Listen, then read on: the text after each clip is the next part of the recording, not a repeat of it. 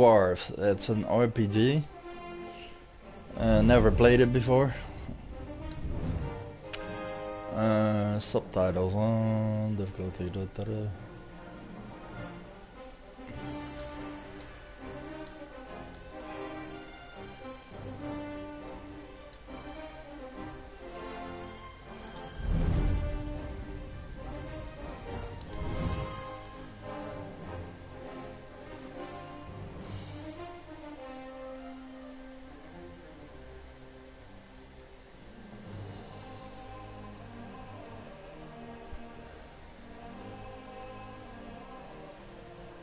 Fracas made us from stone to protect Girdlegard.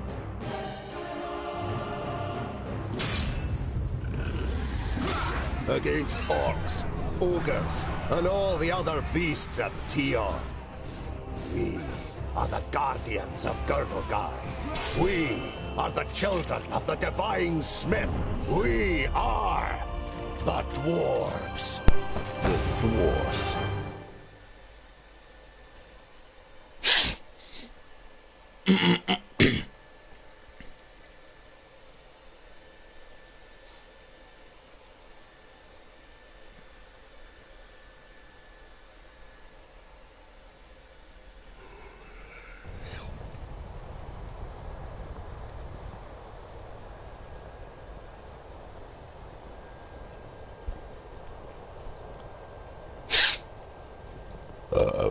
Cheers.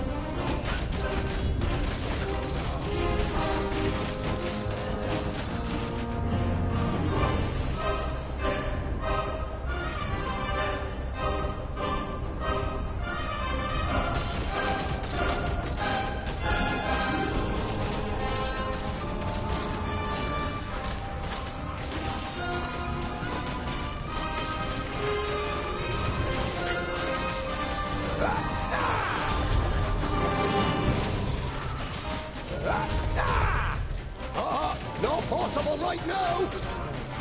Just a moment!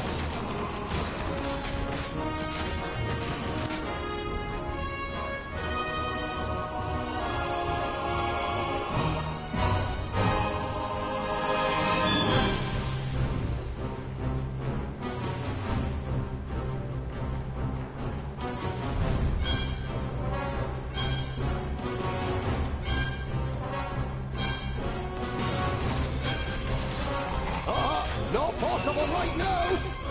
That's that! Just a moment! And again!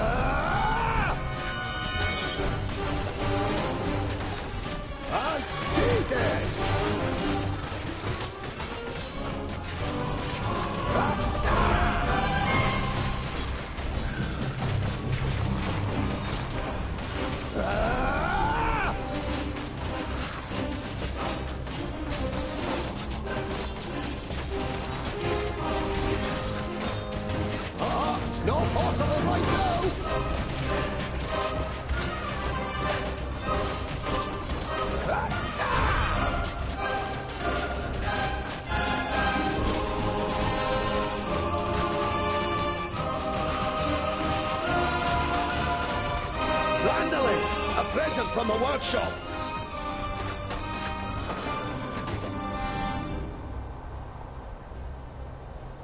And again.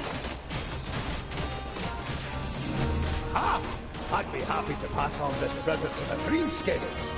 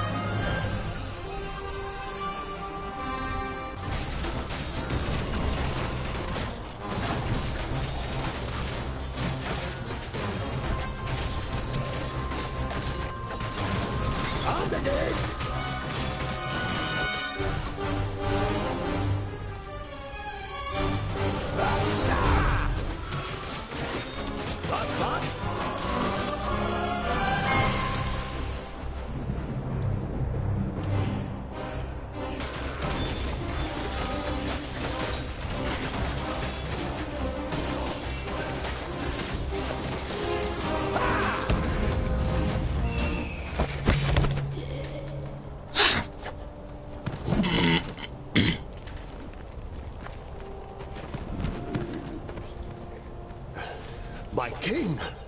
What are you doing here? Giselbert Ironeye, the father of the Fifthling clan, has not been on the front line of battle against the creatures of Tion for many cycles. The king surveys the battlefield and the defenders with a grave expression. We are too few.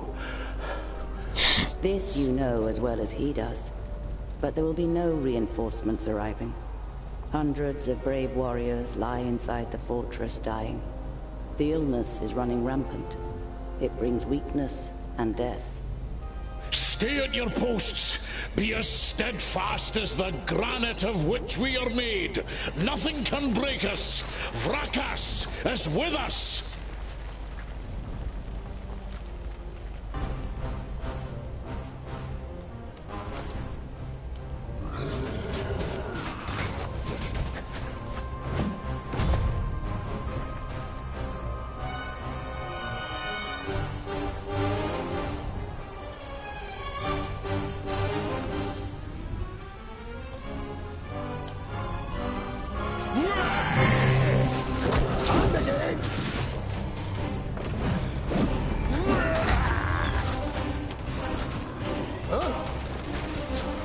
Another one gone!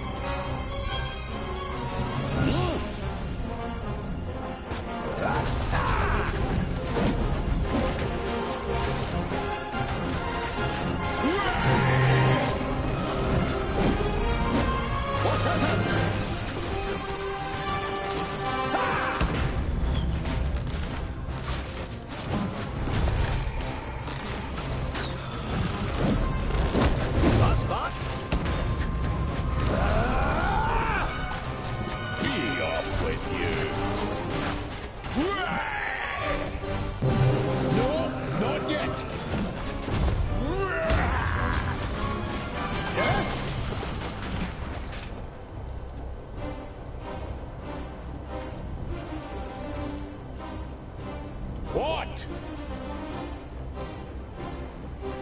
That's not yet possible.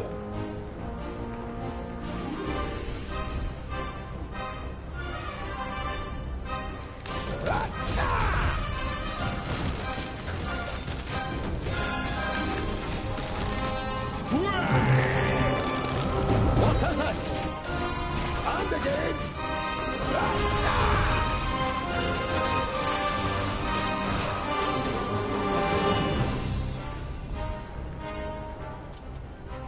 Yes?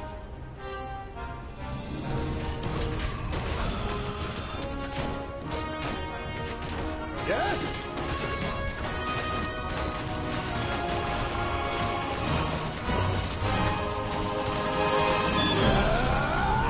Another one gone!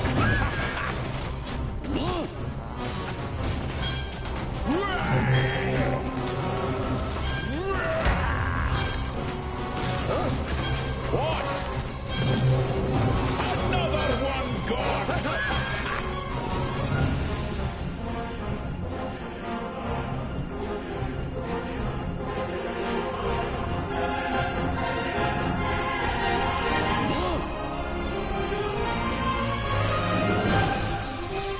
Hammer time!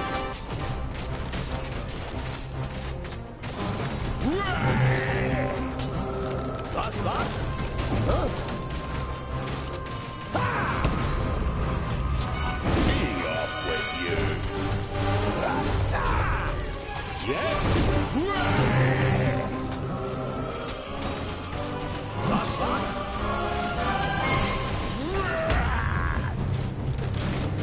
What is it? What?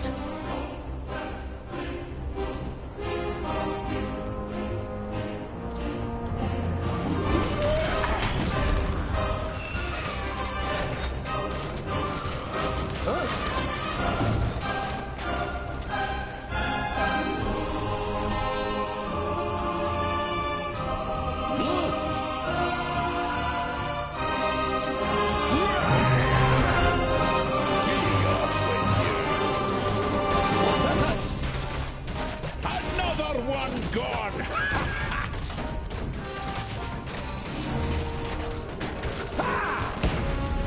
Yes? That's that? And again! Another one gone! Hammer time!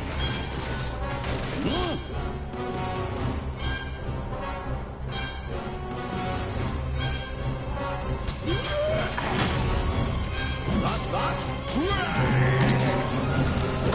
And again!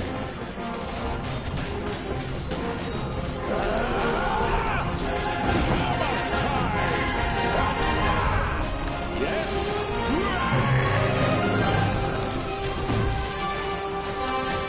That's that? And again!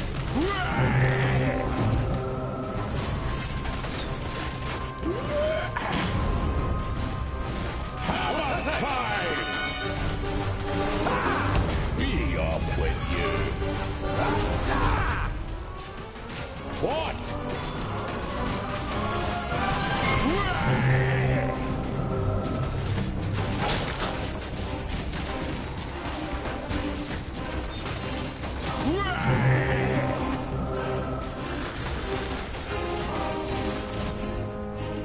Huh?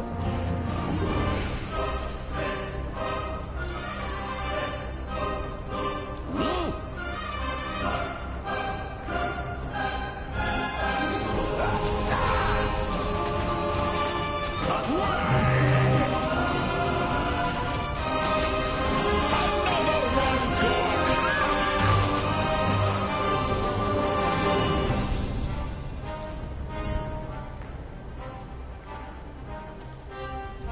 Yes?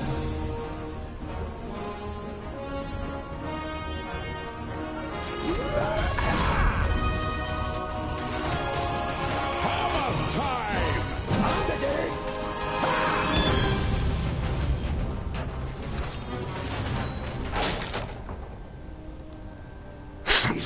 Greetz who attacked us in the tunnels. We suffered great losses beating them back.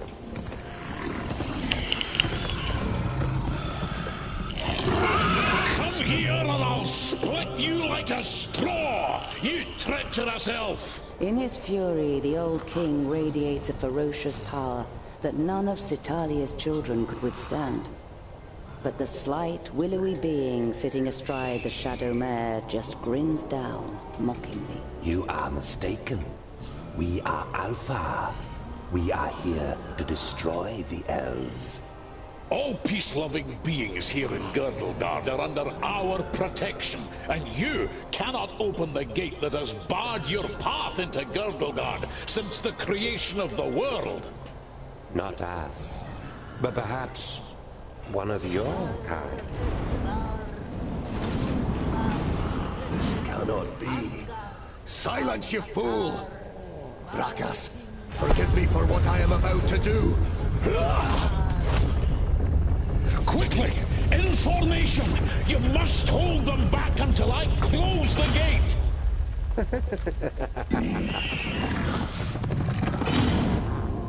Huh?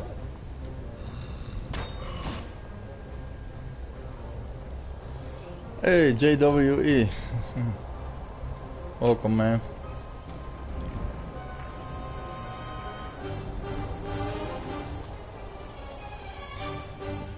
$6:42. For me, it's 12:42. Midday.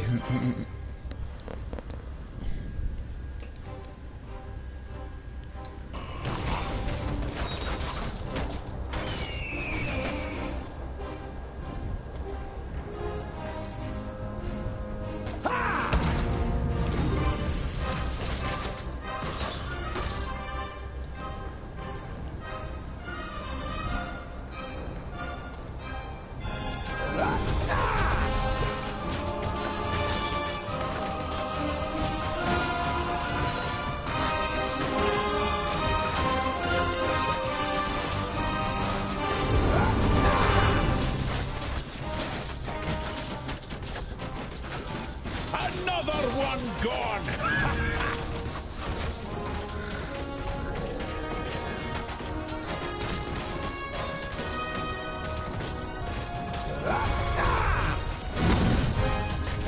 Last one!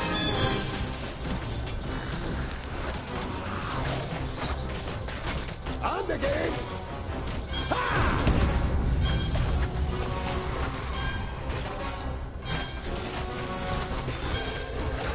On the game!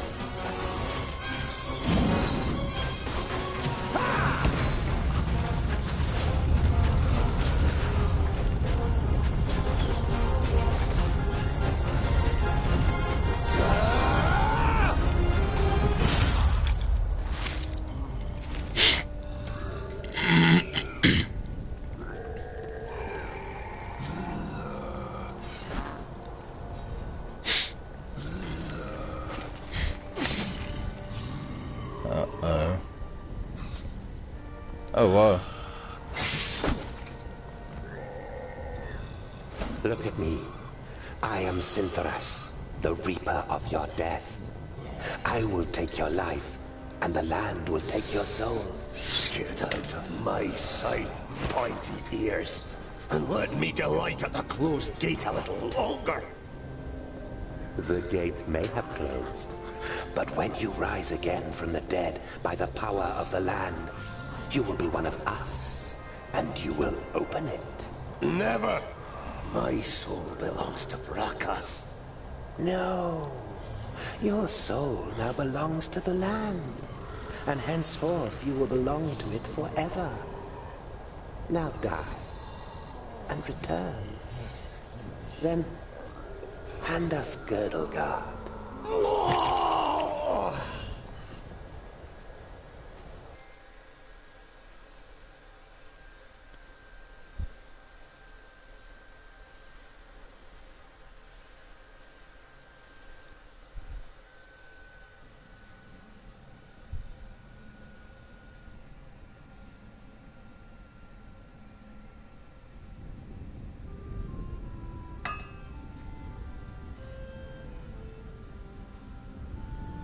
You're a perfectionist, Tungdil Bolafar.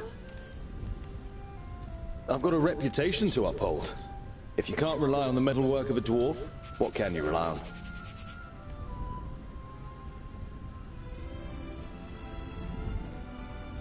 What can I do for you? For me, nothing. It's Lot Yonan. He wants to see you in his study. In your mind, you go through all the recent incidents that might have annoyed the Magus. Apart from a few little squabbles with his famuli, nothing worth mentioning happened since the incident with your beard. You nod. Okay.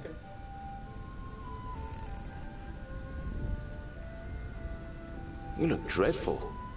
What a charmer. The maid gives you an ironic, reprimanding scowl. Ikana has been crying half the night.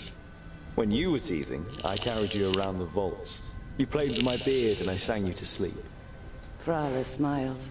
She's heard this story many times before. That was 23 cycles ago. I'm quite sure you didn't sing. You might have grumbled a bit.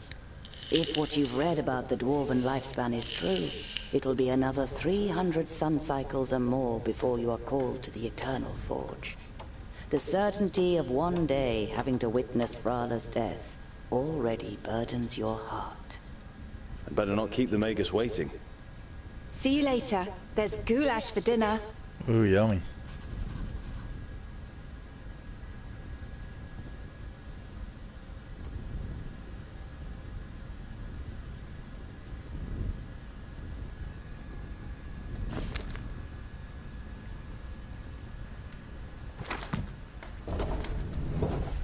There was a time when you could hardly lift the heavy hand.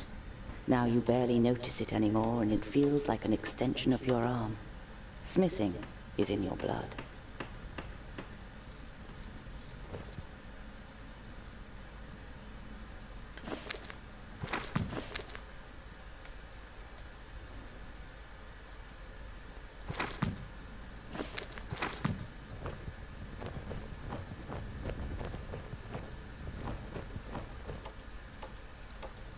Everything you know about dwarves you learnt from books. The divine smith created the dwarves, and from time to time you make him an offering of some crumbs of gold. It's the most valuable thing you have to offer Vracus.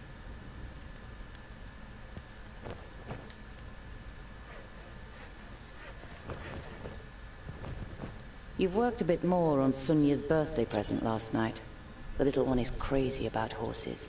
You, on the other hand, prefer to keep your distance, unless you're fitting them with hooves.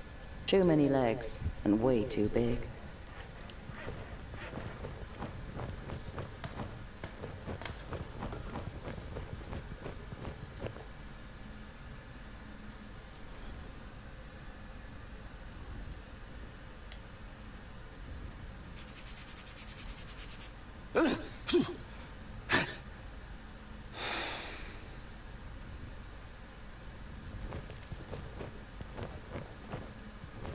This is where you swung the forged hammer for the first time 30 cycles ago. No one taught you the craft. It was enough for you to watch Lot Yonan's old smith at work. Whenever the workshop was empty, you practiced and quickly mastered the craft with ease.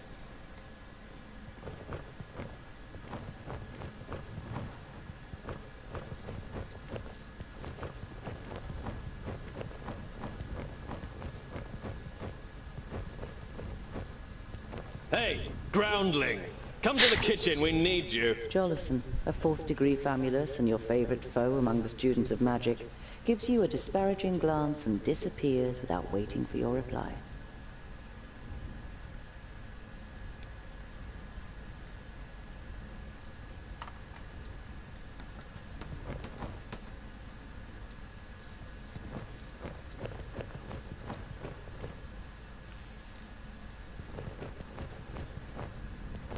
Lot Yonan's vaults are equipped with laboratories, a library, and private rooms for the famuli.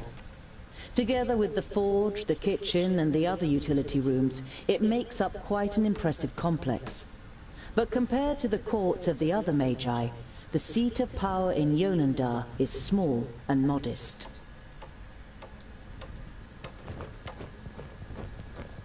Of the 200 or so people selected to learn the art of magic under Lot Yonan, there's barely a handful of them you can stand the sight of. You're not at all interested in magic in all its elusiveness and whimsy. Your realm is the Forge.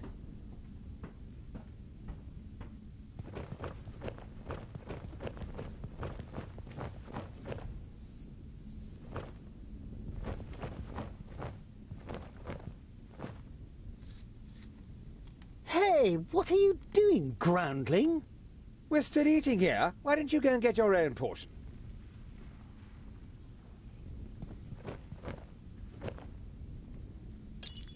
The blacksmith. Do you want something? Did a horse bolt while you were trying to shoe it? It's certainly not on our plates.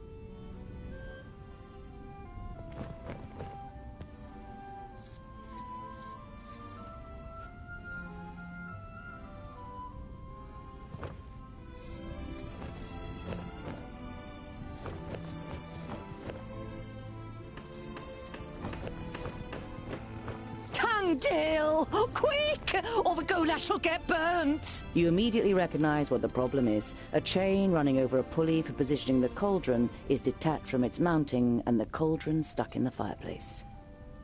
It's a heavy load, and none of the famuli, who feel superior even during kitchen duty, dare do anything.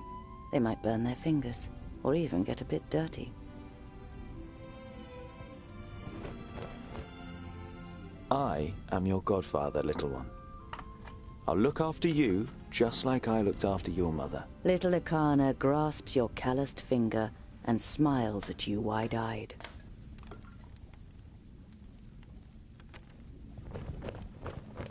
Vegetables, bread, cheese, but the cook is not to be trifled with. Many painful knuckles have taught you that she knows how to handle her heavy wooden spoon, and that she may possibly have eyes in the back of her head.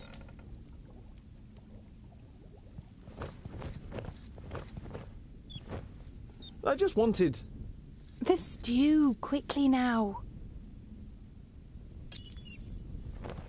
The beer that is delivered to the vaults is supposed to be the best beer in Idderslane. It's certainly your favourite beer. But you haven't drunk enough other beers to truly know.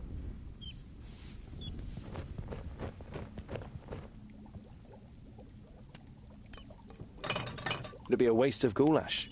And I'm hungry. Here, hold this. Do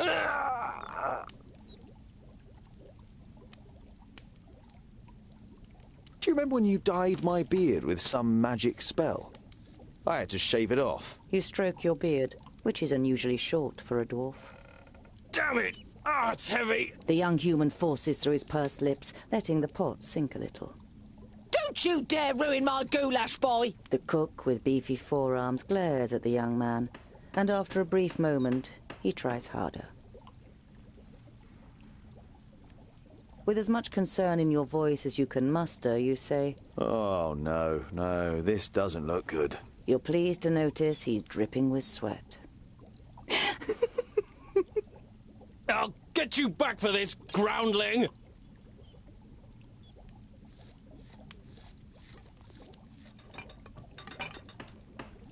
You damned freak! For a moment, you hope the famulus really does raise his hand to you.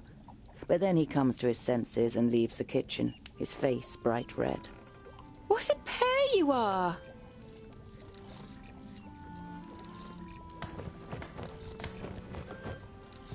The goulash is bubbling in the cauldron. You draw the warm air in through your nose, and the smell makes your mouth start watering.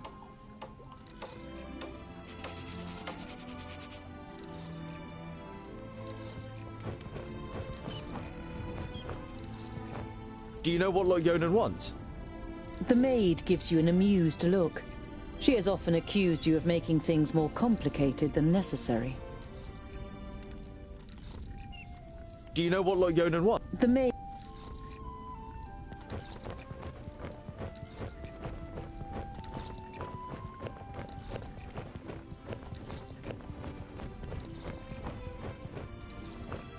Lot Yonan didn't just take you in. He also taught you how to read and write. But you don't feel like reading right now. especially as you already know all the books by heart.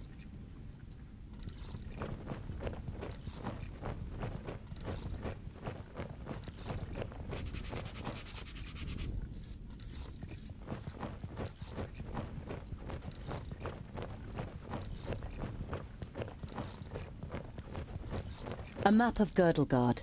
The kingdoms of the humans are marked, but the map maker's focus was the magic realms of the Magi.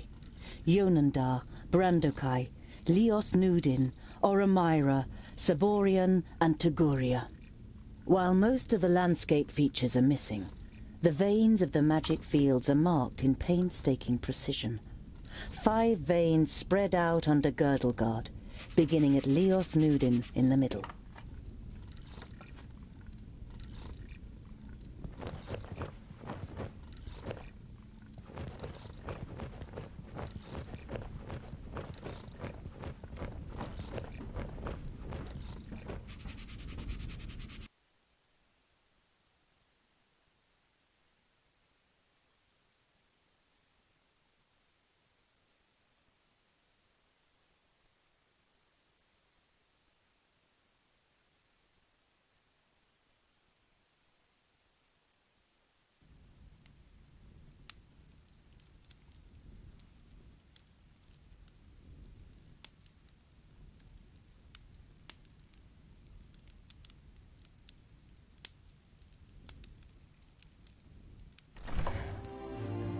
Master Lot Yonan, Frala told me you wished to speak with me.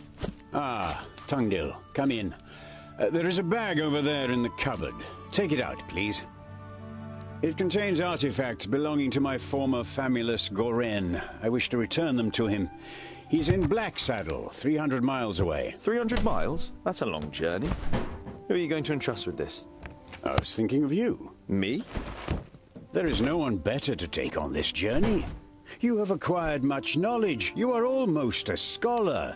You know more than most famuli about Girdlegard and its inhabitants. It is time for you to go out into the world and see it with your own eyes. With pleasure.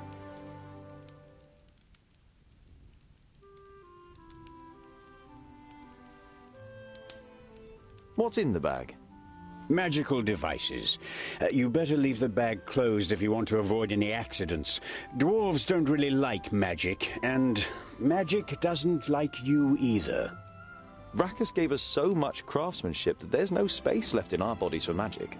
Strictly speaking, every time you've been too close to magic, it has ended in catastrophe. Perhaps I'll meet some dwarves on my travels. Yes, perhaps. But don't hold out too much hope. And be careful who you talk to. Not everyone out there likes dwarves. Yeah, goblins. They abduct baby dwarves and sell them to magi, from what I've heard. Not the best bit of business I've ever done. But what was I to do? The Longnoses threatened to throw you into the nearest river. Be on your guard. Look after the bag and don't lose it. May Palandiel be with you. And Vrakas too, of course. I'll set off immediately. I'll see you soon, Lot Yonan.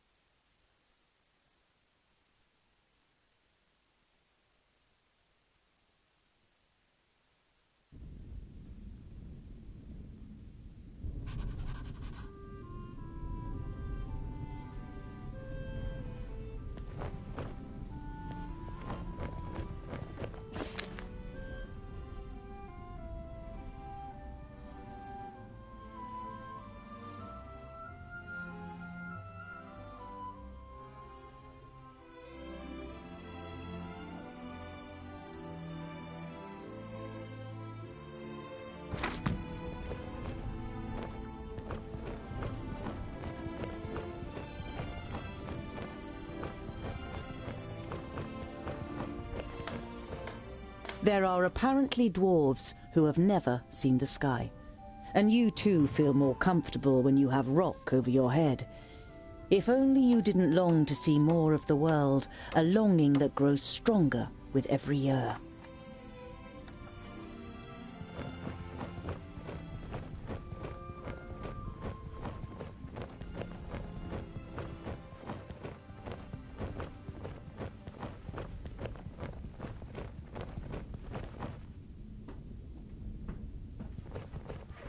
Just as you reach the door, your stomach rumbles.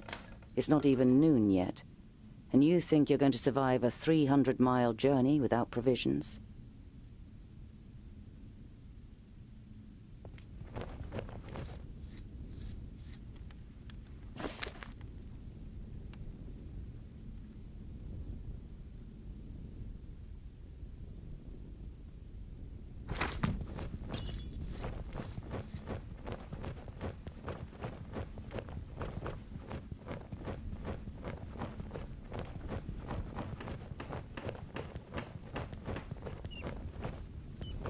Hello, Frala. Hmm?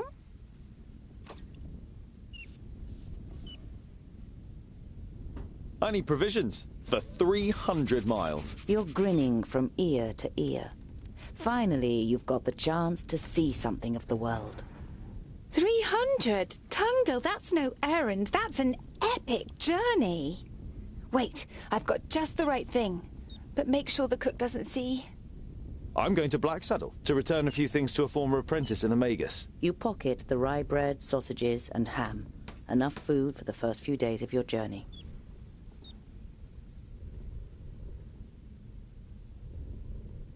Perhaps I'll even meet some dwarves on the way. Frala throws you a cautious glance. It's a tricky subject that you can't help but broach. There aren't dwarves down here. You're the only one in Idaslane, as far as we know. I know, but I can't just have been born out of a rock. Somewhere in the mountains, I have a clan. Maybe even a family. Yes. Maybe. Frala has reminded you more than once that Lot Yonan wrote to the dwarf clans, and none of them were missing a dwarf boy. I've got a present for you. You take out a symbol of protection that you've carefully made from 3 horseshoe nails. It's not the finest jewellery in Girdlegard. One look at Frala's face makes it clear that it doesn't matter. She glows with happiness as she takes the pendant. For me? But why? Because you don't see me as an oddity, and you're like a little sister to me. You could have said. But you settle with a shrug and a crooked smile. I have to go. I've got a long journey ahead of me. I wish you the blessing of Palandial and Vracus to protect you from all danger on your journey. Here, a talisman. Whenever you look at it, think of me. Frala winks at you mischievously. And of getting me a nice present.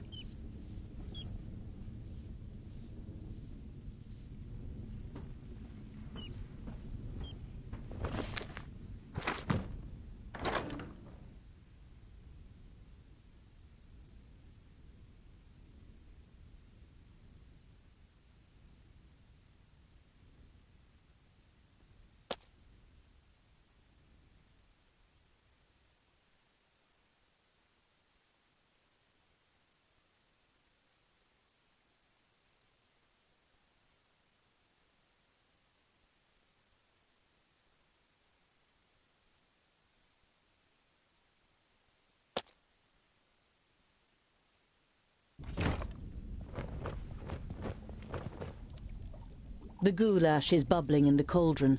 You draw...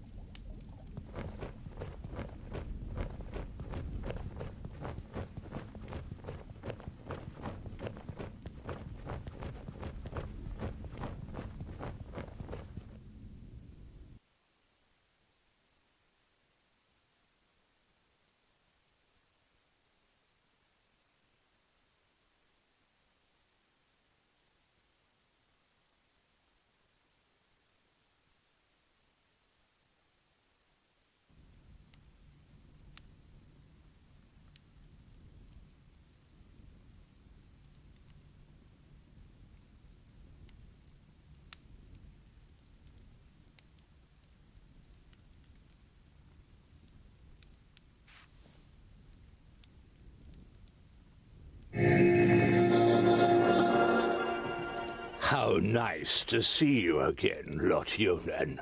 It must have been an age since we last met face to face. Nudin, welcome. Please, sit down. No, what a guy. No, Jeez. thank you, my friend. These are urgent matters, and I don't have much time. You must come to Leos Newton immediately. The perished land is stirring. Are you sure? What makes you think that? I found out about 60 orbits ago, during a visit to the borders. Our magical barriers have weakened and become porous. The Elfar have left their land, and a huge horde of orcs have marched into Girdlegard. Were you able to strengthen the spell with your magic? No. I can't repair the damage alone. We need the combined power of the 6. The other 4 are already on their way here, but we need your help too. I will set off for Parista without delay. Oh, and as you're coming, could you also take the opportunity to bring back the things that I lent to you? Of course. I have them already packed in a bag. Oh, thank you. We'll be expecting you.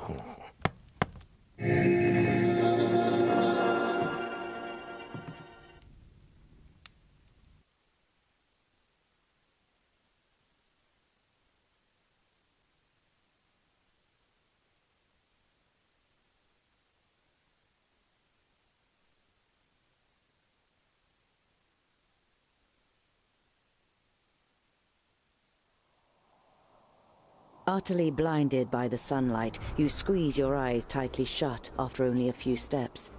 The time spent underground has made you so sensitive to light that you're forced to seek shelter in the shade of a mighty oak.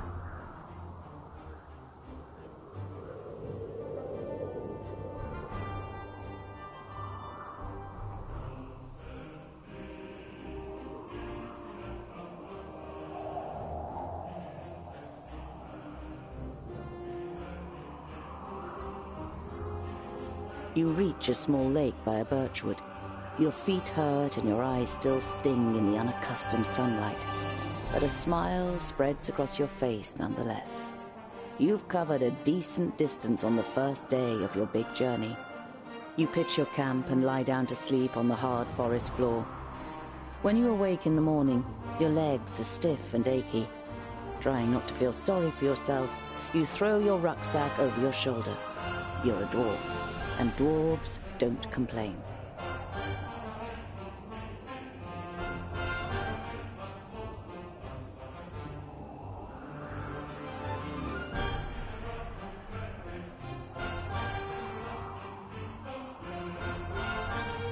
Around midday, with the sun high in the sky and the first beads of sweat appearing on your forehead, you see something move next to the road, a few hundred meters ahead. Some crows are pecking at something in the long grass.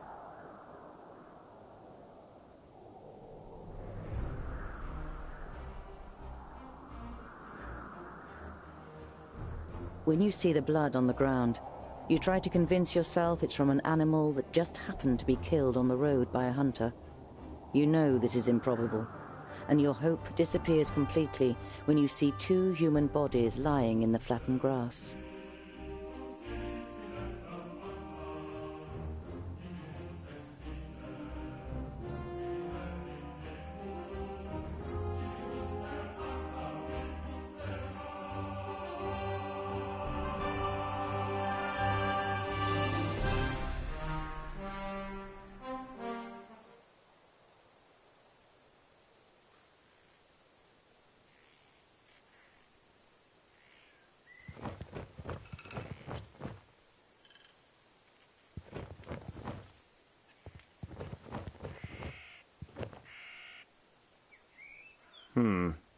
Nothing. A slender man lies in front of you, dressed in an expensive robe. It is in the colors of Turgur the Fair-Faced, one of the 6 magi. The dead man must be one of Turgur's famuli. Uh-oh. You don't see any wounds.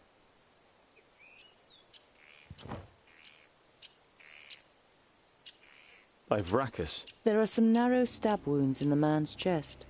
The cuts are too big to have been made by arrows, but too small for sword wounds.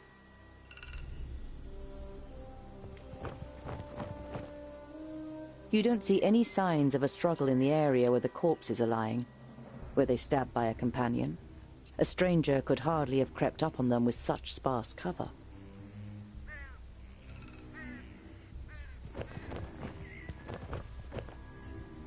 You look down on a tall, broadly built man. He's wearing dark brown leather armor that is strengthened with iron plates. There's a sword lying next to him. Was he trying to defend himself against something? Or someone? There is no blood on the sword. The man has the same incisions. It's clear that both men were killed by the same weapon. But what that weapon might be, you cannot say.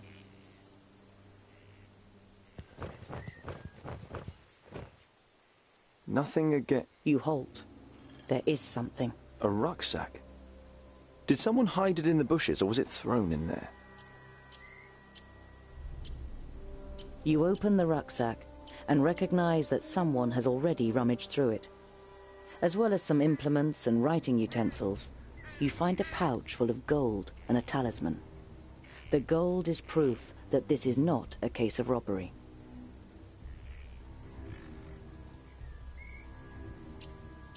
Warmth and a feeling of security flush through your body as you touch the talisman. You feel safer just holding it in your hand. I'm taking you with me.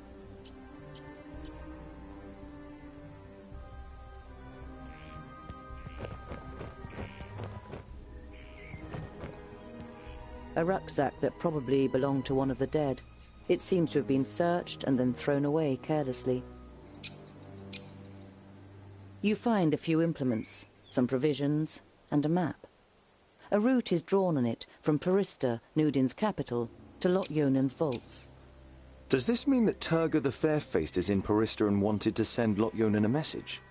And if so, why didn't he use magic? Did he want to contact him without anyone noticing? Why all this secrecy?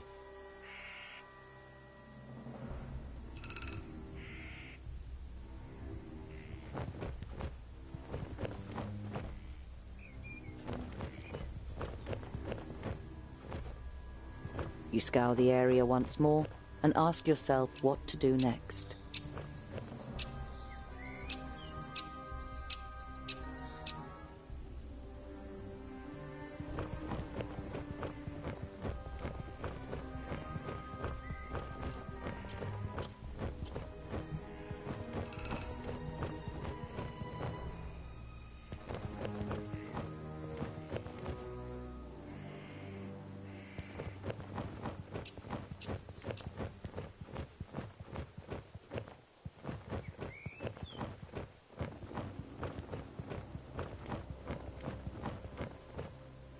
You scour the area once more and ask...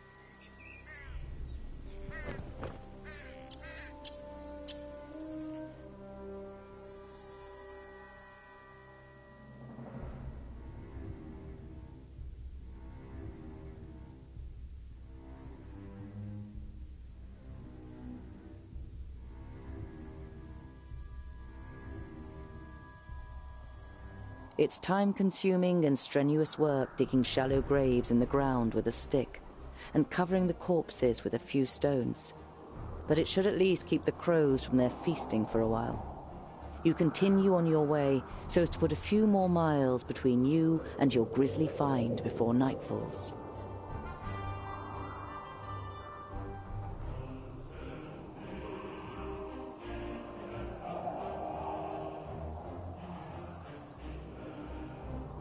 You see a flickering light through the trees some way from the path. It might come from a campfire.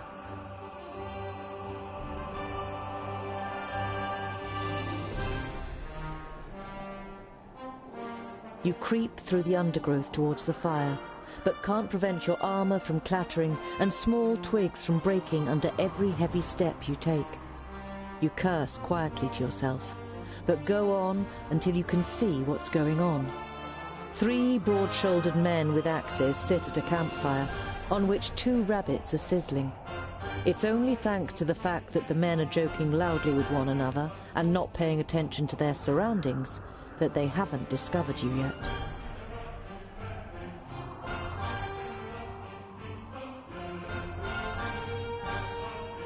Once you reach the edge of the firelight, you say amicably, "Greetings. My name is..." The men jump up and grab their axes. Who's there? Well, I'll be. Is that a groundling? The men look you over suspiciously.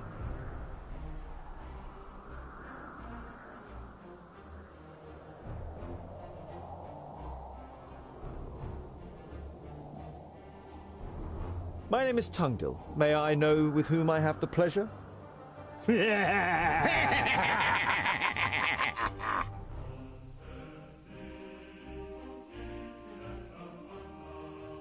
A perfect stranger, a groundling speaking like a king. We are woodcutters. Talk our language, or better still, get lost. I only wanted to be polite. Sod your politeness and your pretty words, groundling, and be off with you. The man strengthens his grip on the axe and glares at you with sinister yellow eyes.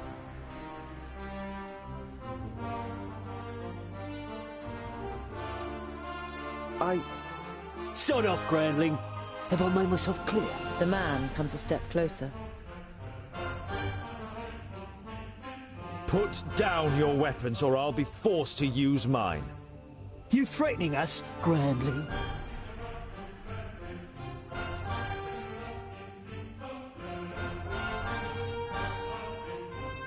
Now consider this. I am a dwarf with an axe, and I don't use my axe for cutting down trees. The men are visibly unsettled and lower their axes a little. I thought so. You turn your back on the men and walk back to the path confidently. You don't hear any steps behind you, and only once you've put distance between you do you dare look back over your shoulder. None of the men have followed you. You sigh with relief.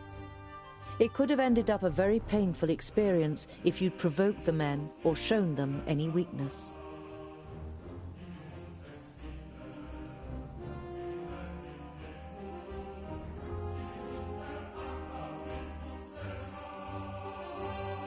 As the gable end of a small farmhouse and a barn appear from behind a hilltop, you hear the loud cries of children at play.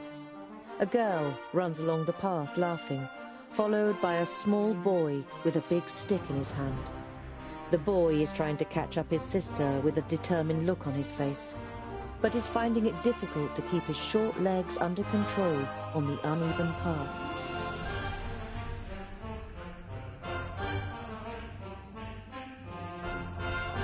The boy trips and falls to the ground with a bump. Before the girl can reach him to help, he picks himself up and grabs the stick to continue the chase. In doing so, he catches a glimpse of you, and his eyes grow wide. All he manages to say is, "There," as he points towards you with a chubby little finger. Now the girl has turned to face you too. Before you can say a word, she lifts her little brother up into her arms and runs screaming towards the farmhouse. Without rushing, you follow the children to the farmhouse into which they've disappeared. After a few moments, they reappear, accompanied by their parents. Their father is a thick-set man with grey hair. I am Opatia. This is my wife, Remsa. The blonde woman nods a greeting almost imperceptibly and clasps her daughter tightly to her. She looks you over with an anxious expression. It's a pleasure to meet you. My name is Tungdil. You try to make your voice sound as harmless as possible.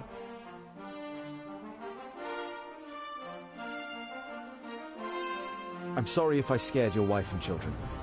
The man waves dismissively. No. It's just that my fair woman is especially jumpy these days. The orcs have been spotted near Calmstead. You should take it more seriously. The farmer's wife clutches her daughter even tighter before the girl finally protests.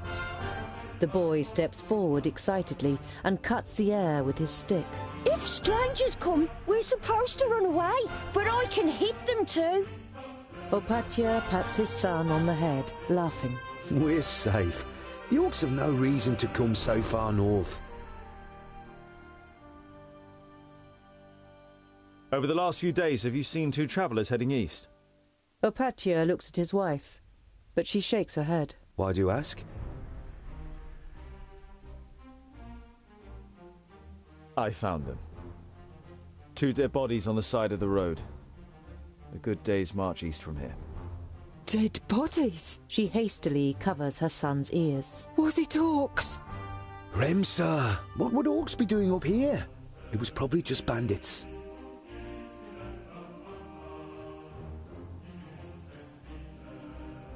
Wouldn't it be better to move to one of the bigger villages if there are orcs around? The farm is our livelihood. We can't just leave the place. The fields don't look after themselves. King Tilagorn's cavalry will take care of the orcs, or Lord Yonan and his magi. But the cavalry can't be everywhere at once. Even a handful of orcs would be enough to finish us. Once the seeds are planted, I'll build the hideaway, just as you wish. But what use is a hideaway if we've nothing to eat in the autumn?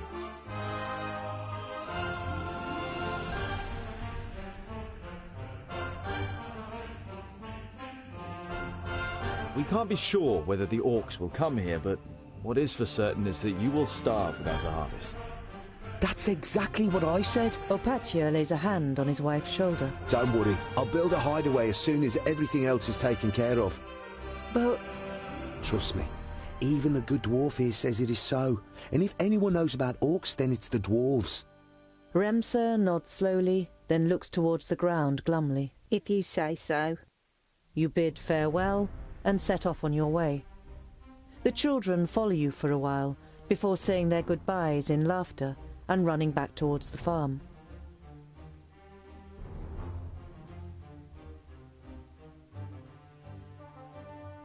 You look down on a large village on the banks of the Warder. Some of the village is built on stilts in the river. A wooden bridge spans the fast-flowing water.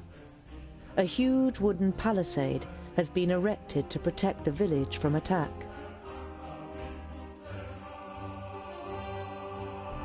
Your eyes roam the land on the other side of the river. You estimate that you will soon have completed half of the journey to Blacksaddle, but you still can't make out the mountain on the horizon. The guards on the palisade are watching you. Their armor looks well cared for and well made. The smith who made them knew what he was doing. You conclude that the men depend on the protection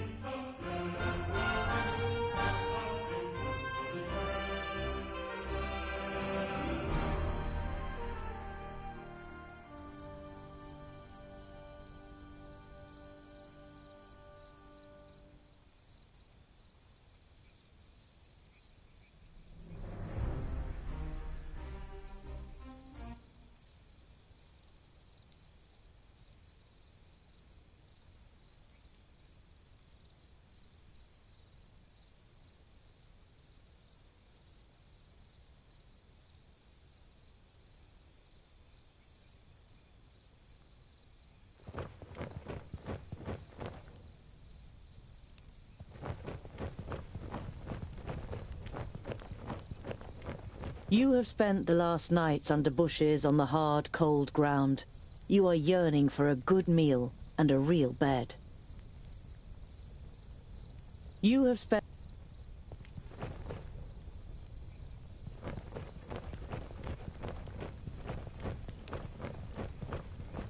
There are small fires burning every 50 steps or so. They are intended to light up the area in front of the palisade in the night, so that orcs can't creep up to within an arrow's reach without being seen.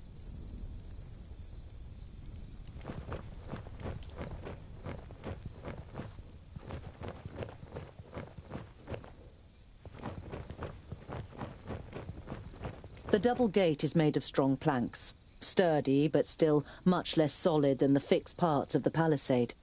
Security has been forgone here for practical reasons. Never a good idea when building fortifications.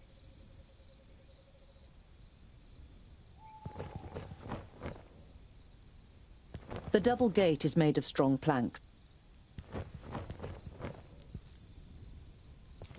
The double gate is... Some of the guards begin to whisper as you near the gate. Hello up there! What brings you to fair good water? And have you seen any orcs on your travels, groundling? The man leaning over the palisade eyes you up and down carefully.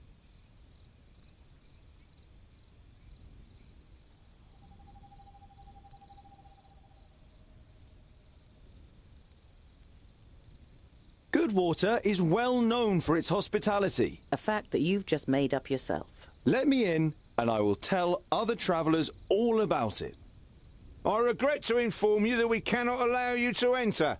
The gates stayed closed once night has fallen. There is certainly no regret showing in the man's face.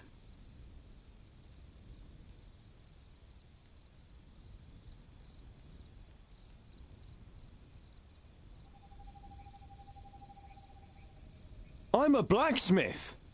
And a dwarf. Let me tell you, your gate might look solid, but it won't withstand a real orc assault. The murmuring all around him makes the man pause for a moment. If anyone else had criticized the stronghold, they'd have been laughed down and shooed away.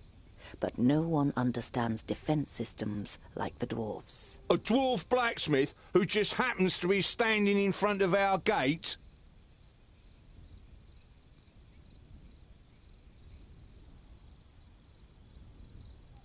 That's right.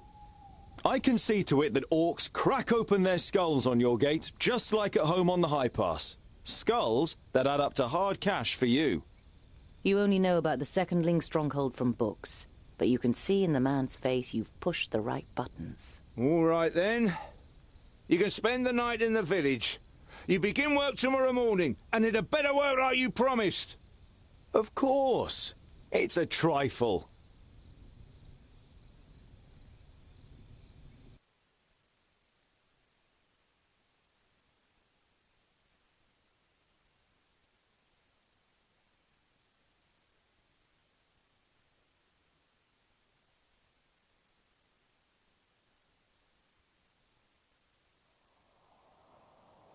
After a meal, you spend the night in the comfort and shelter of a Goodwater tavern. The next morning, you feel fully refreshed. You strengthen the gate with cross braces of wood and iron, using your experience and skill. Now it should be able to withstand an attack for much longer.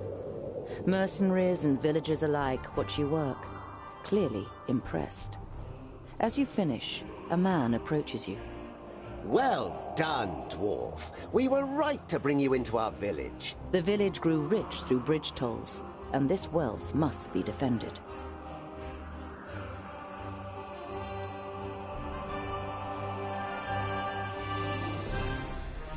I've spent almost half an orbit strengthening the gate. How about a bit of compensation? The council member's face darkens. We've paid for food and lodgings, and because we're generous, we've also thrown in the bridge toll. Good day, Mr. Dwarf.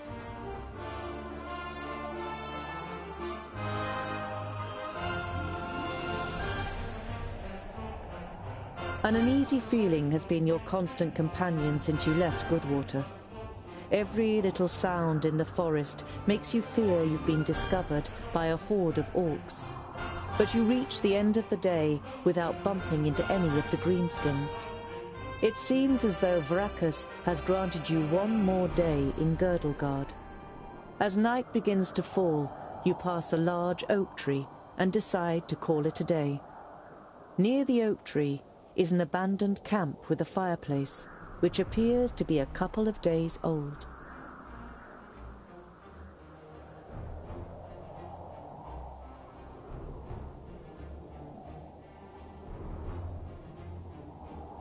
You swing yourself up the trunk and then pull up your baggage after you.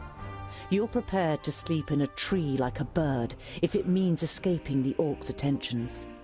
You sling your rope twice around your stomach and the trunk of the tree to stop you from falling accidentally. You close your eyes and dream. You see North Pass and smell the fresh, icy wind that sweeps over the peaks of Great Blade and Dragon's Tongue. But the harmony is interrupted by the hideous roar of an unending flood of orcs throwing itself unceasingly against the fortification. You smell the disgusting green blood of the orcs and taste the rancid fat of their armor on your tongue. The bitter taste becomes stronger until it's unbearable and wrenches you out of your dream. You open your eyes and are surprised at the brightness as a glance at the sky confirms that it's still night. Your eyes move towards the ground, and what you see makes the blood in your veins freeze.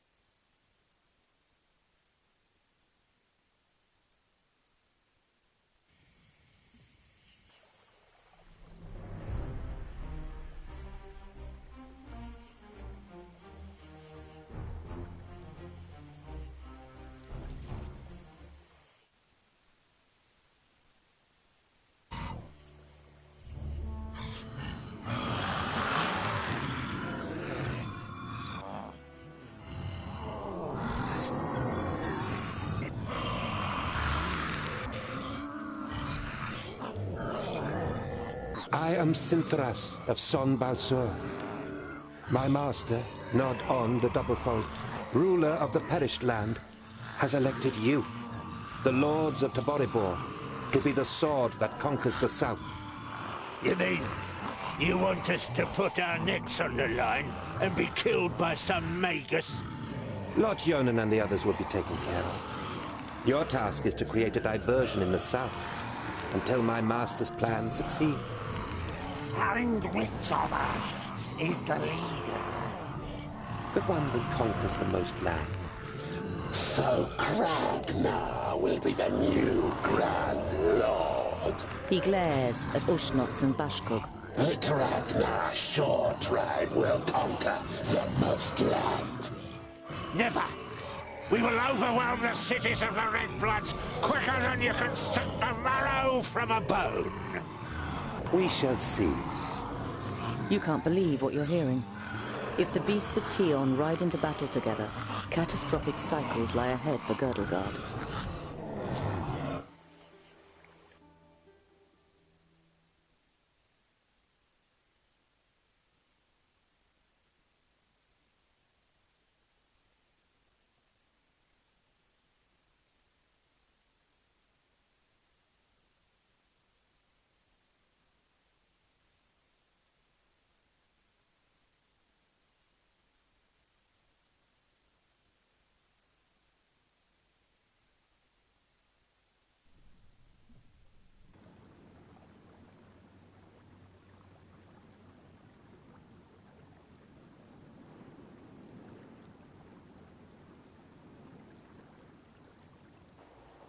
The night in the oak tree was the worst of your life. You spent every single moment afraid that you'd be found and savaged by the orcs. But as the first rays of sun broke through the treetops, the orcs abandoned their camp and left without discovering you. Better safe than sorry. Your eyes scan the deserted camp, and you listen carefully for any noise. But you don't see or hear anything suspicious.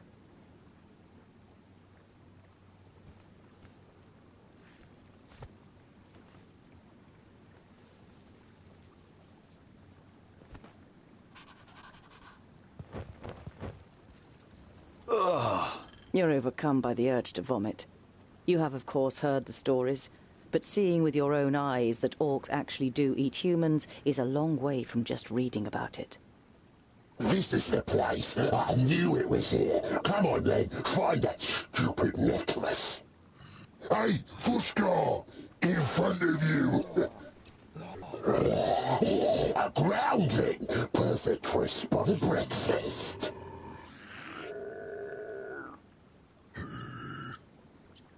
You know that you're no warrior, but you want to face the orcs as a child of the Divine Smith. Perhaps you'll manage to kill at least one of them, so as not to appear so undwarven in Varakis' eyes. I'll give you something to chew on. Vrakas made us of stone.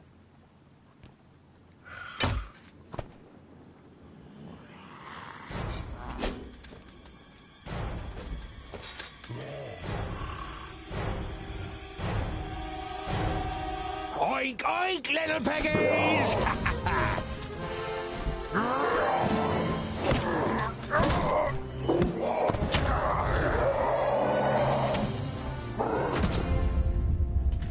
By Barrowin's beard!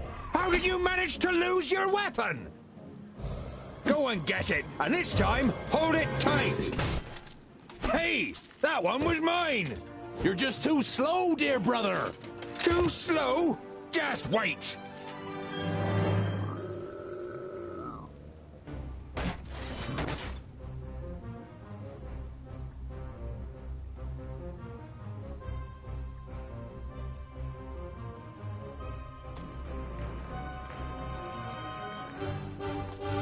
What is it?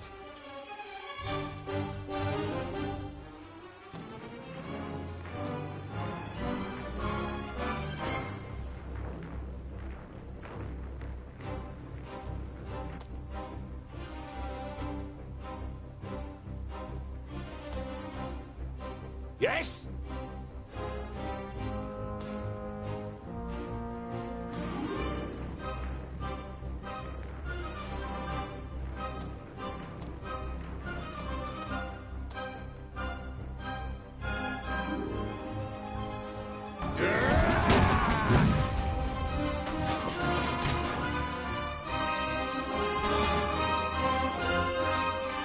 And what now? Huh?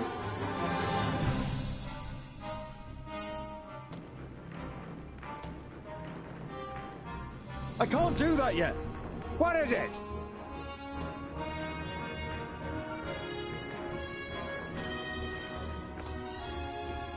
What is it?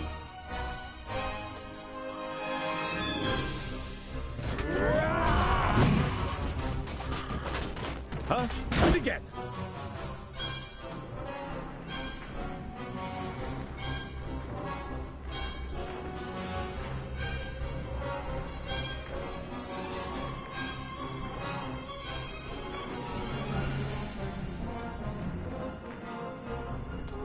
And what now? Yes? Yes? Yeah! He hardly put up a fight! Huh? Huh? Huh? Yes?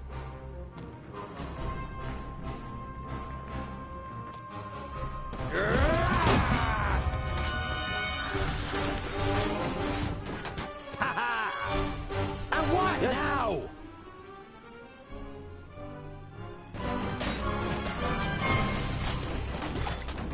Yeah! Pow! Another one bites the dust. Too easy. What is it? What is it?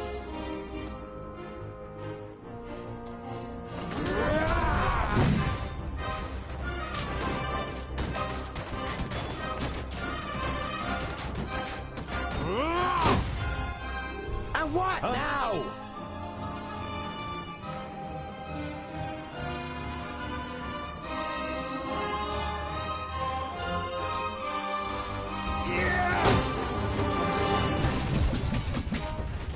I didn't hit you very hard. What is it? Huh? Huh? What is it?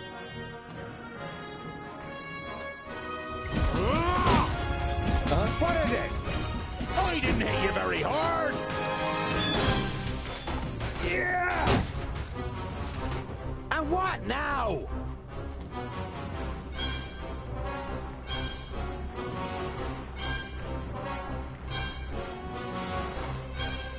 Yes?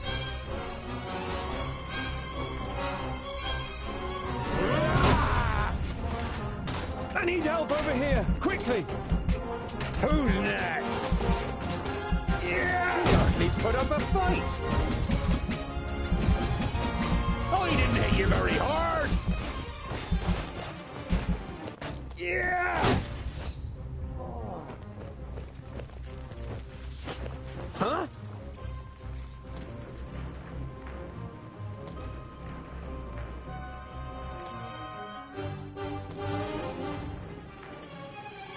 Huh? All right. And what now? Yes, yes. Yes? On my way. Huh?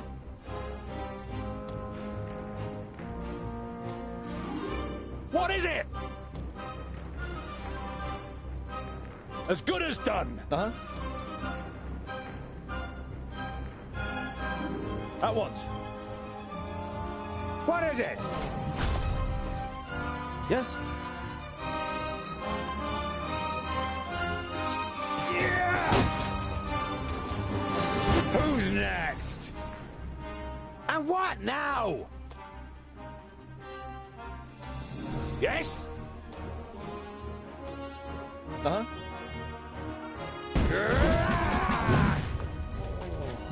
Pow! Another one bites the dust. Too easy. Killed.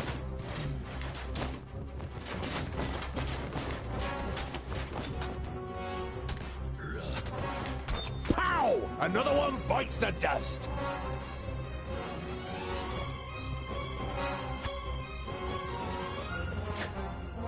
Huh?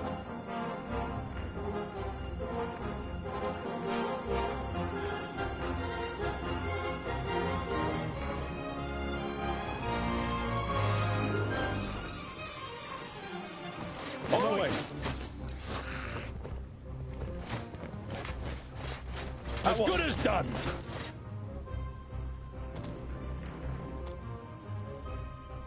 What is it?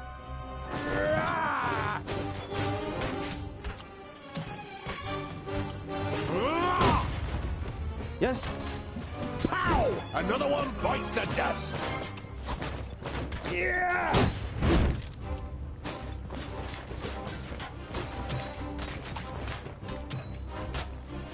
Yes? Uh-huh. And what now?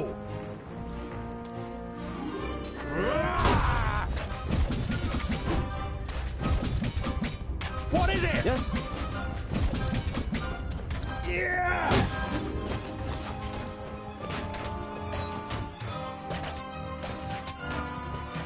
He hardly put up a fight. Of course! Yeah! Who's next?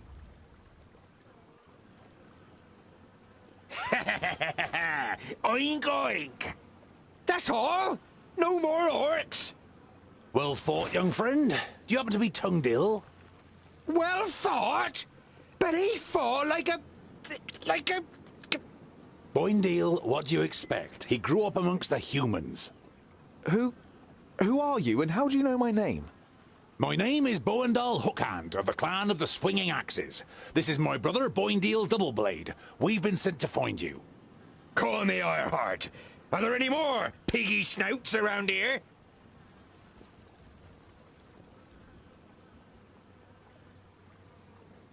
You turned up at just the right moment. But are you sure it's me you're looking for? The High King Gundrabor sent us to fetch you and bring you to Ogre's death in the Secondling realm in the south. So he received the letter from my master? And am I a secondling? Well, something like that, I guess. There was a meeting last night. The Elfar serve a certain Nod-On who calls himself Lord of the Perish Land. They have enlisted 3 orc hordes to cause unrest in the south. Did you hear that, Boindale? Peggy snouts! The Elfar from Son Balzur and the orcs from Taboribor are working together? And could ally with the orcs from the Perish Land. The twins look at you solemnly. You all know what that would mean for the people of Girdlegard. Then my family was found and the High King wants to bring me back to my clan. No, you're not a secondling. You're a fourthling. And you're to... The High King will tell you all about that once we get to Ogre's death. We should get going. We've got to... Yeah, I know what you're gonna say, but it's our duty to get you to the Ogre's Death Fortress in one piece. I thought the duty of dwarves was to protect the innocent in Girdlegard. Lot Yonan and King Broron will take care of the orcs. We three must be careful. You're not exactly a warrior. But he has broad shoulders and broad hands. There's hope for him yet. So when you've got the chance to split a few orc skulls, you should take it. I would be happy to follow you into the realm of the Secondlings. In truth, there is nothing I would rather do. But first, I must travel to Blacksaddle and return some things to a former famulus of Lot Yonan. Blacksaddle isn't exactly on our way. It's on my way. We can head south as soon as I've carried out Lot Yonan's orders. Well, he's certainly got the stubbornness of a dwarf. Perhaps we'll be able to make a real dwarf of him on the way. All right, we'll accompany you. The sooner we find that famulus, the quicker we can get back to the mountains. I'll have to send Lot Yonan a message by carrier pigeon on the way. And if we happen to stumble upon a couple of orcs... I like you, but we'll have to find you another name. Bolafar. It's about as good as Lipsmith, Paddletosh, or Blufflegrump. It is stupid, senseless, and definitely not a name of honor. What are you good at? I'm good at reading. Reading? You're a scholar?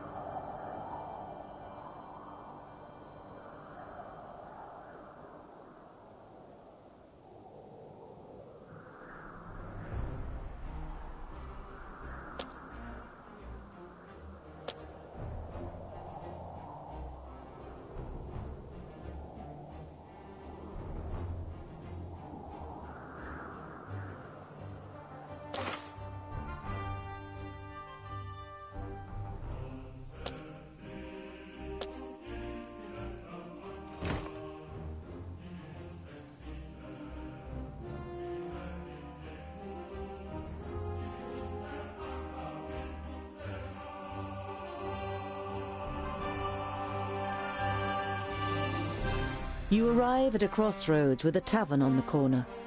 A warm light is emanating from its window, lighting up the road around it. A stone sculpture of a sheep stands in front of the door, and above it a sign, swaying gently in the breeze, reads, "The Stone Sheep."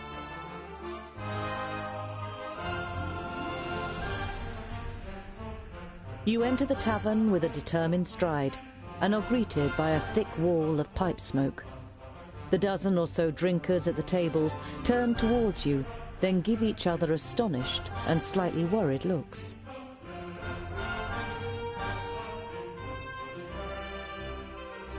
In the tavern there are half a dozen people sitting at the tables, and just as many at the bar, clearly farmers and labourers from the surrounding villages. Boindale pays no attention to the other guests and trudges over to a table. Together with his brother, you follow him and sit down. The landlord comes out from behind the bar. What can I get you? You hear surly muttering from one of the tables. What are groundlings doing showing their faces here, now of all times?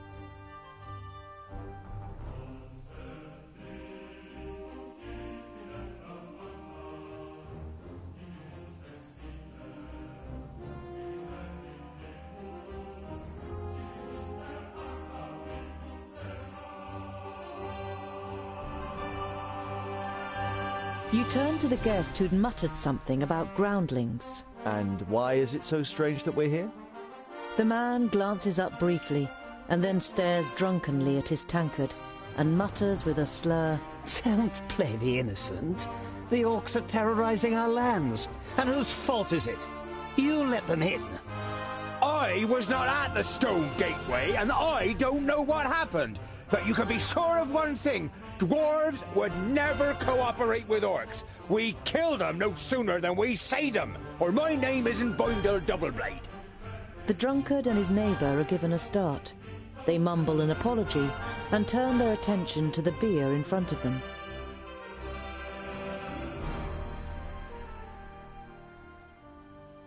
I wouldn't mind a pint of ale. The landlord nods and takes the twins' order too. Shortly after, he returns with your beers and puts them down in front of you. Is that all?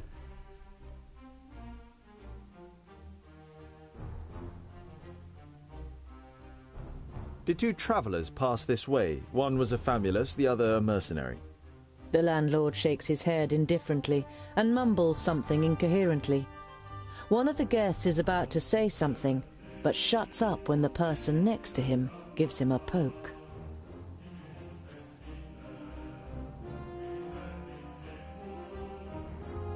You turn to the guest who is silenced. Were you going to say something, my friend? I'm not your friend, and I wasn't going to say anything either. The man glances at his neighbour and then turns his attention back to his beer.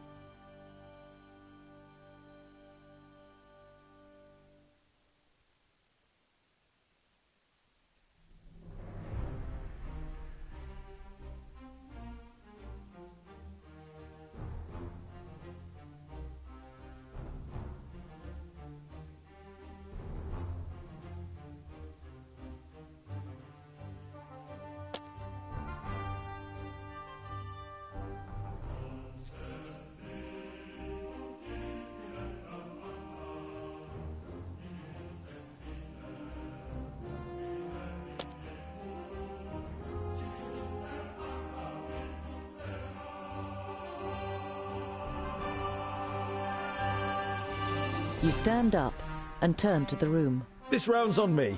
The faces of the guests and the landlord brighten up immediately. The landlord gets to work pulling everyone a beer and handing out the tankards. Some of the guests say cheers to you as they get their drinks.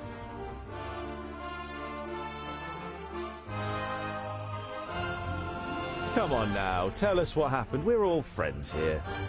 The man who was going to speak the first time round looks over to his neighbour, who nods. 2 travellers spent the night here. One had a robe on, the other was a mercenary. The next day they left, all in a hurry. Said they'd been attacked by an elf. One of the other drinkers finds his voice too. There was a hell of a lot of noise that night. As if there'd been a dust-up. You left some gold here for the trouble. I thought they meant the noise, but then I noticed the broken window. The landlord sighs. Please, don't tell anyone else about this. Who would want to spend a night in a tavern where an elf has been sighted? We're tired and long for a proper bed. Of course, gentlemen. You spend a restful night in the tavern and then head off on your way again.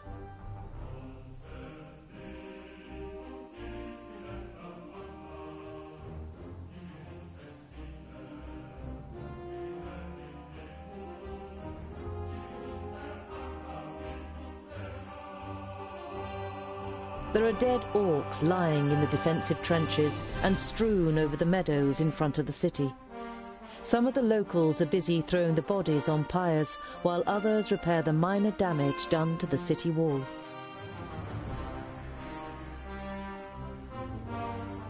You enter the city and the garrison at its centre without being spoken to.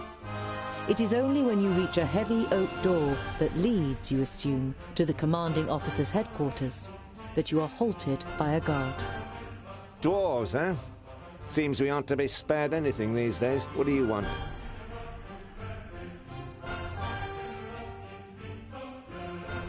It looks like you've got an orc problem. Had. Our scouts detected the army early on, and we were able to repel them without any great losses. A small army of orcs like that couldn't breach our mighty walls. Your mighty walls look like they're about to collapse under their own weight! The soldier isn't intimidated by Boindil. He juts his chin out confidently. At least they stopped the orcs, unlike your dwarven walls in the north. Huh. I didn't know that Steepleton was so big. Impressive place. We have fertile meadows. That's what we have to thank for the city's growth in recent years. At the time of my grandparents, Steepleton was nothing more than the tower on a hill with a couple of houses. Now we have a market, a temple, and of course, there are royal messengers stationed in the tower, which doesn't do the city's coffers any harm at all.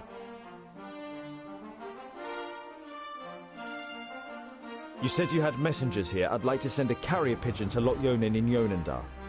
Lot Yonan in Yonendar. No problem. It will cost you 90 gold pieces.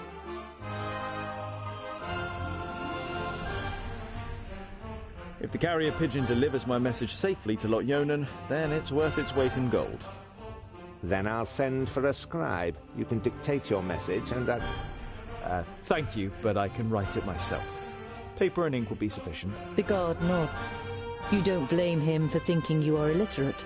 Very few ordinary folk can read or write. Once you've been given the writing implements, you write down a summary of what happened at the meeting of the Alf and the Orcs. I must speak with your commander.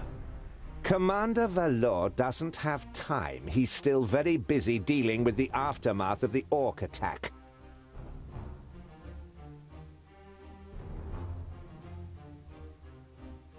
Commander Valor is dealing with the Orc problem, and I have important information concerning it. I witnessed a meeting of the Orc Lords. The guard eyes you with interest and tries to judge whether you can be trusted. Finally, he stands up, opens a door, and enters the room ahead of you. The commander looks up from his work. The guard repeats what you told him. Your information about the Orcs could be useful. We have fought them back, but not yet defeated them. Come in.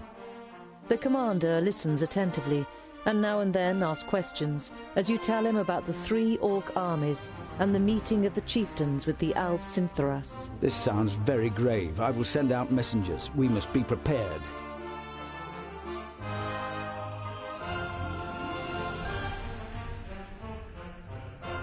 The orc army that attacked you was able to escape?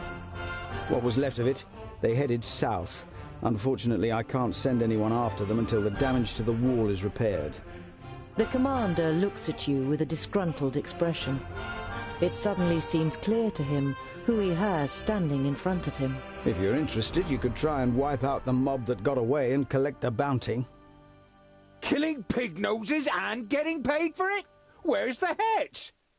You grin at Boindil, and then turn back to the commander. We'll see what we can do. We must press on. Farewell, Commander Valor. Kill as many orcs as you can, dwarves. Palandir will be with you.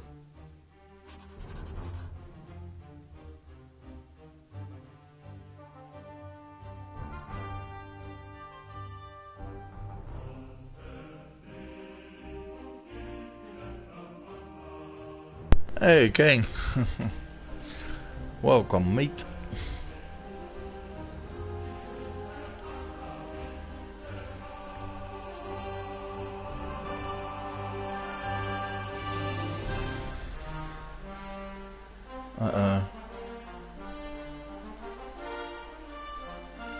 You approach Scalebrook through its expansive fields and spot smoke rising up into the sky.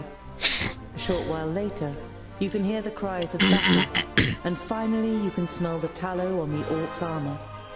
This is a RPG game, by the way.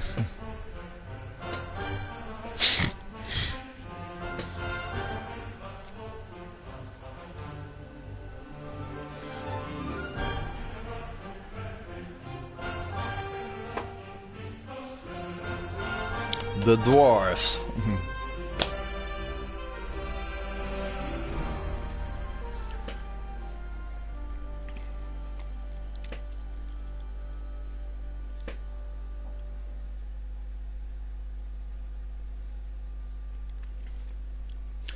It's gonna be some fighting.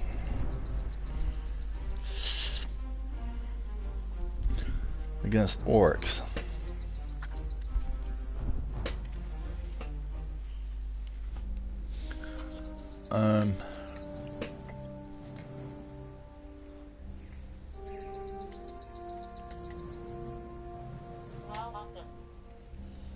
Yeah.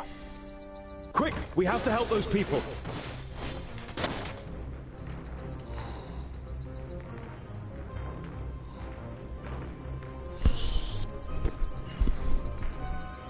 Before the orcs have killed anyone?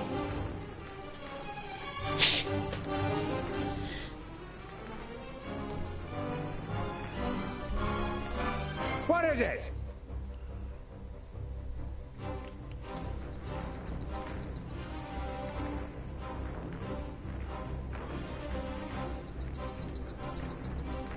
Yes, yes! Yes?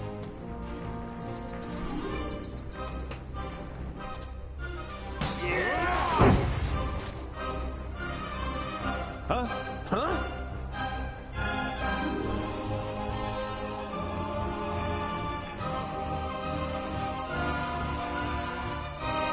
Yes? What is it? What is it? Huh?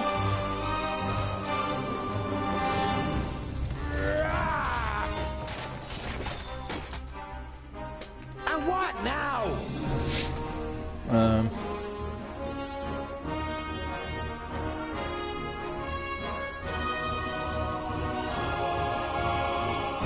Yes?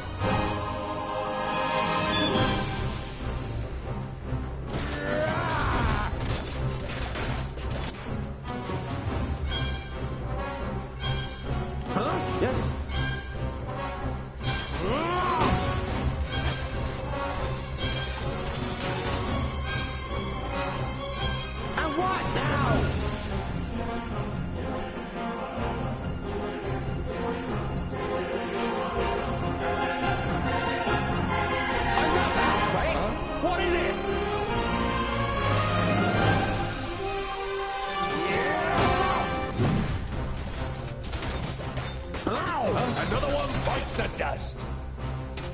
Too easy. Kill. Find somewhere safe to hide. We'll come back for you once we've saved the other villagers.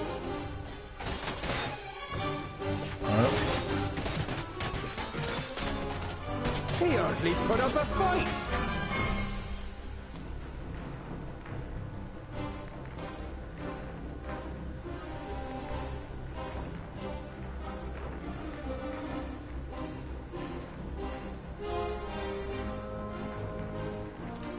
Huh?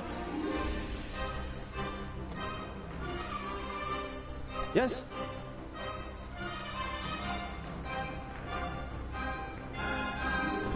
Understood.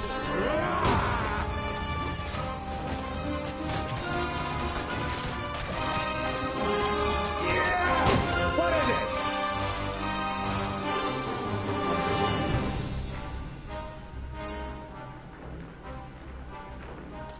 Yes?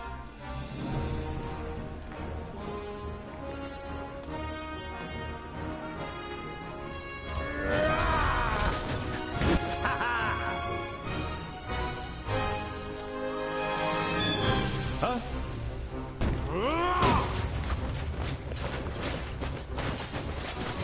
He hardly put up a fight. As good as done. Yeah. Huh?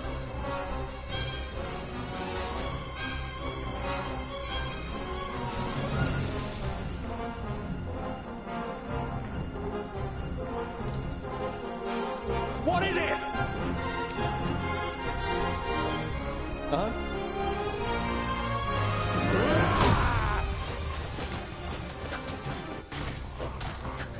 On my way!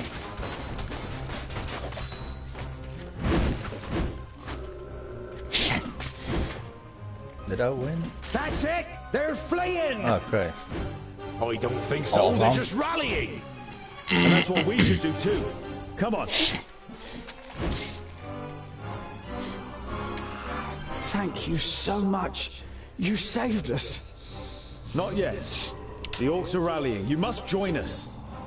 But we can't. You must. Here they come.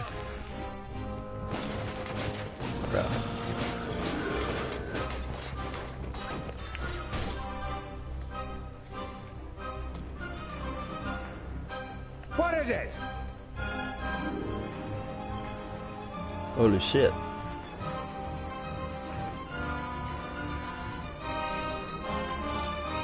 Yes?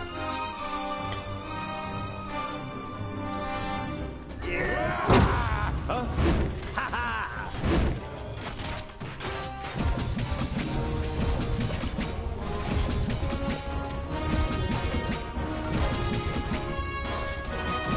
Yeah! And what now? What is it? Huh? What is it?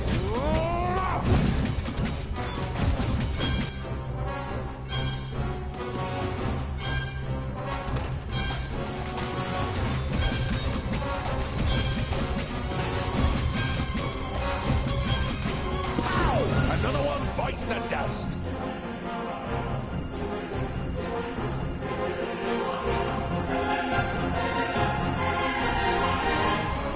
Yes?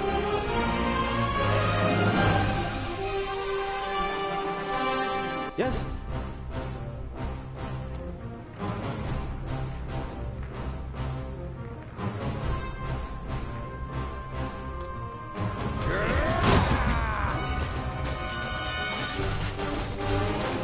And what now?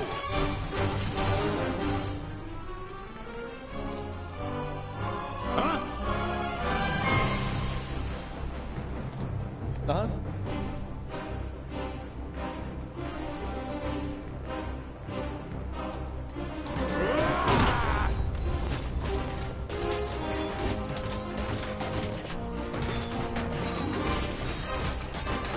He hardly put up a fight.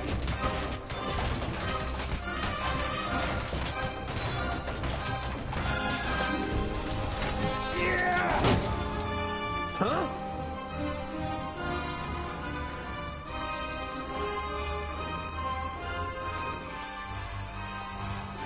Yes?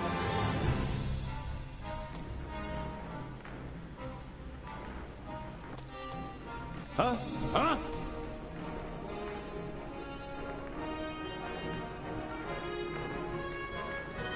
All right.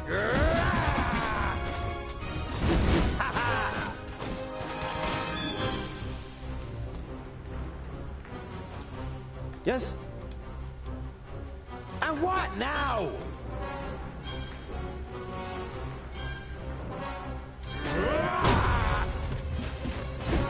As good as done.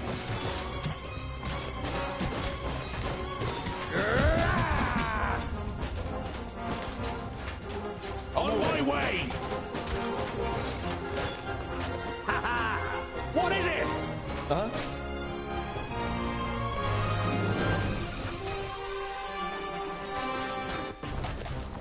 As good as done. Oh.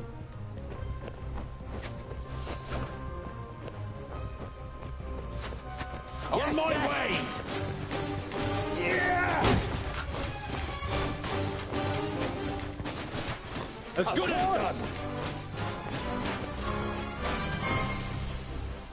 Yeah. What is it?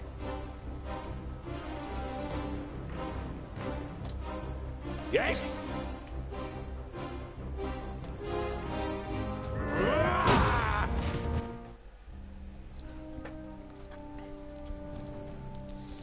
I think I won. I don't know.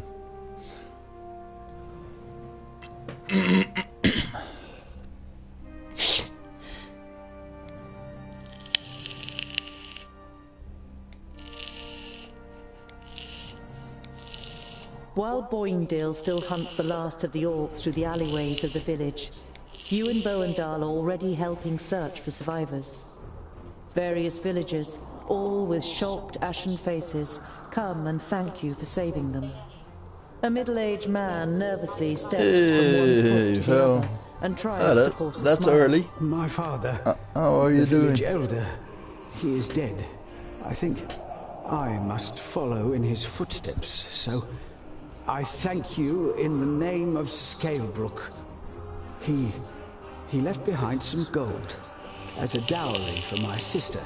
She's... The man bows his head, produces a leather pouch, and kneads it with trembling hands. If only you'd come earlier. But before you can reply, the man takes a deep breath and forces himself to look at you. What how come? How ungrateful.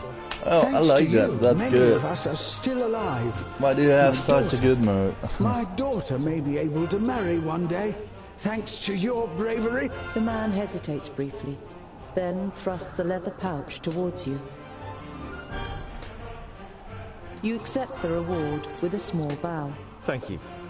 We will bury our dead and rebuild the village. Life goes on, thanks to you, noble gentleman. Nice.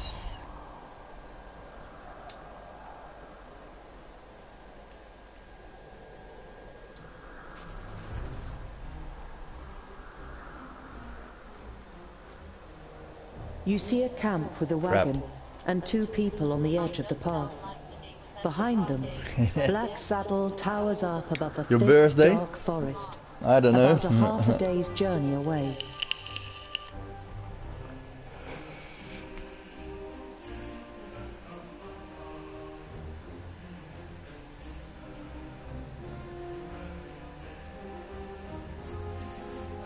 You don't want to give them a shock, so you address them while you're still a distance away. Hello, friends.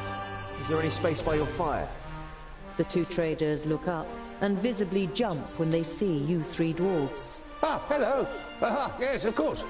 I'm a It psychic. doesn't escape your attention that you seem to be causing the traders some uneasiness, but you take up their offer and sit down. The twins follow your example. We're only travellers. We're looking for someone who's said to live on Black Saddle. No, serious. Sometimes I have those The moments. traders exchange amazed looks. How old are you Here, going they to must be? be mad. Like Normally 16? we wouldn't stop and rest here, but the 14? horses are too exhausted. Our departure from Parista was delayed and we must have driven them too hard. Why does Blacksaddle make you feel uneasy? It doesn't look particularly inviting, but it's only a mountain. Only a mountain? You don't know the legend? The trader looks at you and the twins for affirmation, but you all shake your heads. 15. Was once I known said as 14, Cloud 16, Piercer, right? and it towered up into the heavens, the upper slopes of pure gold and the summit covered in snow. The humans wanted to attain this wealth, but the smooth slopes and the dazzling summit made the climb impossible. They called on the dwarves to help them. They were able to tunnel up through Cloud Piercer to the top. They hollowed it out and carried away the gold. The humans demanded that the treasure be shared, but the dwarves refused, and as they argued, the mountain began to tremble. There were too many holes inside for it to hold together. It collapsed and buried both greedy parties underneath it. The mountain lost its tremendous size and its beauty, and So ever what are you since it's going to haunted do both on your humans birthday? and dwarves Any with its good, erosive hatred, nice causing plans? even the rocks to turn black over time. Well, Never heard tell of me. it. Sounds like human tittle-tattle. Dwarves would never hollow out a mountain so much that it collapses. You come from Parista. How are things there? No news to speak of, I'd say. Well, except for Nudin the Knowledge Lusty. You know Nudin the Knowledge PS4 Lusty. game. Lot Yonan introduced him to you many years ago during a visit. What about him? To sleep. Oh, nothing really. Just rumors. You crazy. You nod at the trader to continue. He's behaving strangely and Oh, disappears into his go tower to bed for early days on then. end. No, but seriously. Well, he looks ill, apparently. Well, What that's do you want someone for I know your said. birthday then? Perhaps he got a spell wrong.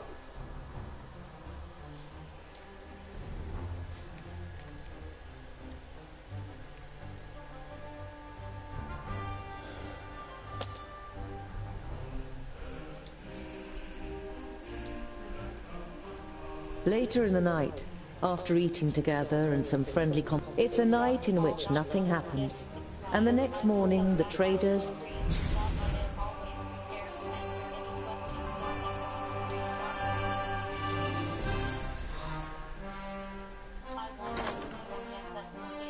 I knew it, like a PS4 game. What game do you want then?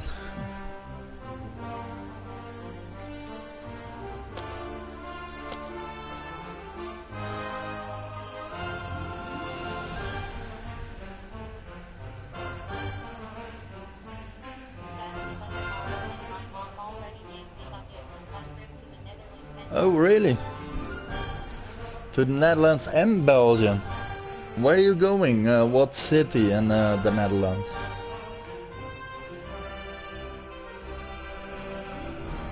If it's close to me, you can visit there. That will be cool.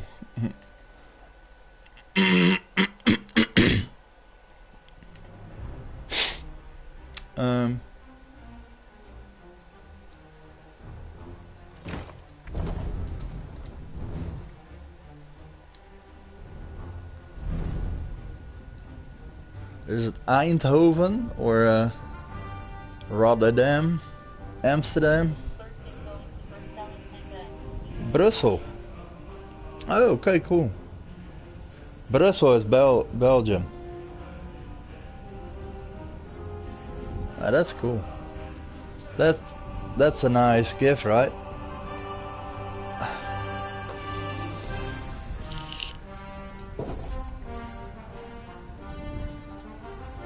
After a march through the thick pine forest, Blacksaddle, the sinister tabletop mountain, and your journey's destination rises up before you.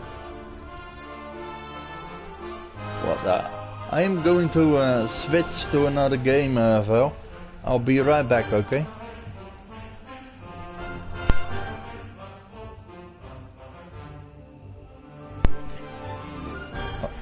I'll be right back with a new stream.